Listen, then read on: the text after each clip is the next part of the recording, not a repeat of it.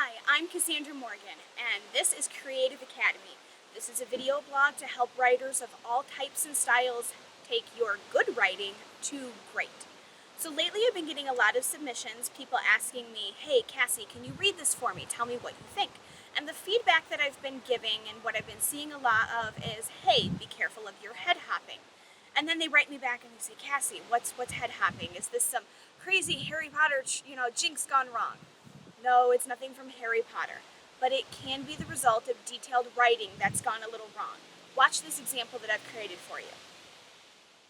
I watched as she twirled her hair with a single finger. She was taking in the path we had walked a dozen times before, thinking why I had asked her here. We had passed that jogger and his dog some time back. Not being a dog person, it had set her in a mood, and all she could think about was going home. Hold up.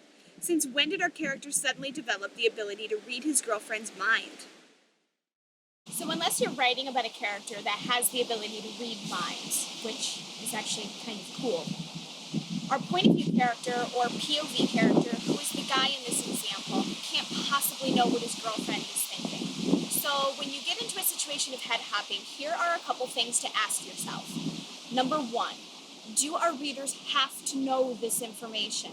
Sometimes leaving out details can leave your reader wanting more, which makes them want to continue reading. And thing number two is, if we have to have this information in there, what is a better way to present it? That would be showing, not telling, which I'm sure is something you hear about all the time.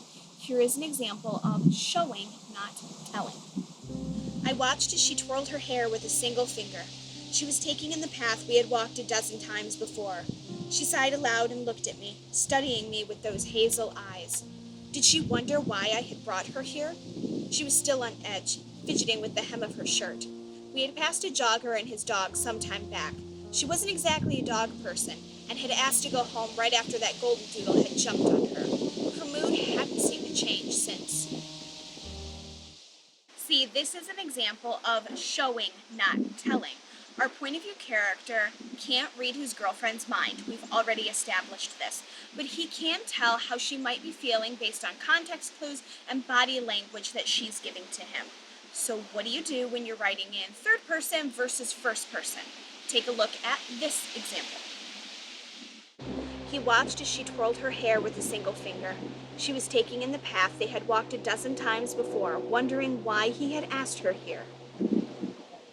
So in this example, the head hopping is a lot more subtle. We've already established that the boy is our POV. We've said that once before. But just like in Harry Potter, this is told in third person. We never jump around and find out what Ron or Hermione or Dumbledore is thinking. We always know what Harry is thinking, even though this is told in third person. Just like the example was told in third person, we always know what our POV character is thinking. But just like in Harry Potter, Harry can tell what Ron, Hermione, or Professor McGonagall is thinking based on the body language and context clues. In my book, Cartile, where we have more than one POV character or more than one main character at one time, this can be a lot more difficult. In a scene where we have just Piper and Dimitri, you can differentiate between this by using the pronouns he or she. But when we're in a situation where we have all Jason, Jack, Leo, Piper, Dimitri, and Valar, which happens quite often, it can be a lot more difficult to figure out who is talking. So in this situation, this is where you want to change paragraphs. By having this visual cue for your reader, this tells them something new is about to happen. Also, dialogue is your friend.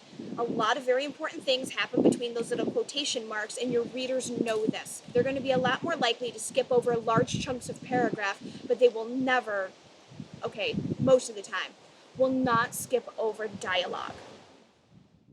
Thank you for watching my video on head hopping. What is it and how to avoid it?